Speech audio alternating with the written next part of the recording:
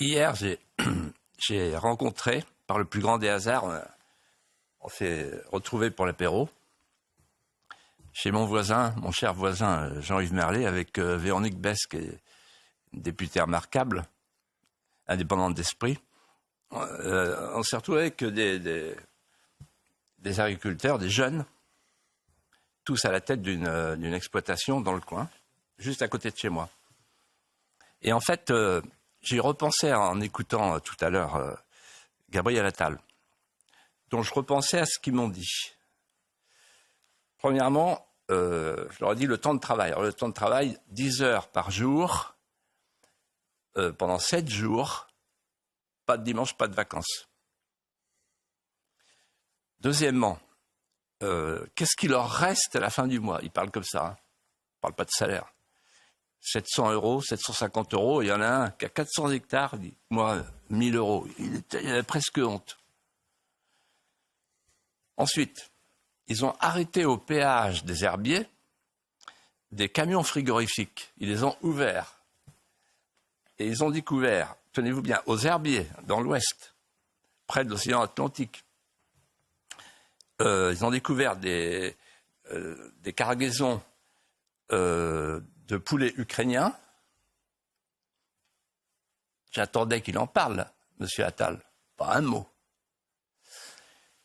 Ensuite, ils ont découvert des cerises turques et du coulis de tomates chinois aux herbiers. Bon, voilà. C'est un petit échantillon. Vous voyez, c'est un exemple vécu sur le vif. Ensuite, ils m'ont dit, voilà, pour la surtransposition, voilà, tu connais le petit lait, Philippe. Le petit lait, c'est un petit ruisseau qui coule un peu plus bas. Il y avait un tronc d'arbre. Pour enlever le tronc d'arbre, on a fait un formulaire. C'est parti à la préfecture, etc. Ça fait 3 mois, on attend. Le tronc d'arbre est toujours dans l'eau. Ça, il y a répondu, Gabriel Attal. C'est un grand progrès. On va pouvoir ôter le tronc d'arbre dans le petit lait aux herbiers. Et vraiment, je le remercie, le Premier ministre. C'est un grand progrès. Je vais pouvoir dire ça à mes amis. Ensuite, Maxime, mon voisin, il veut planter une chênaie avec 10 chênes. Il y a 14 formulaires à remplir. Donc, je pense que là, M. Attal va répondre. Il va dire que pour les recours, il va dire au lieu d'avoir 14 formulaires, il n'y en aura plus que 6. Et enfin, ils m'ont dit, on nous prend pour des pollueurs et non pas des producteurs. Là aussi, M. Attal a répondu.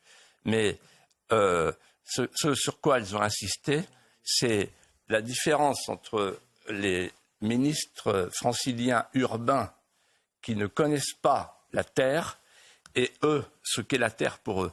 Et ça me rappelle un mot d'un écrivain, Jean Yol, un écrivain vendéen, qui disait « La terre, c'est quand on la travaille, la campagne, c'est quand on regarde travailler les autres ».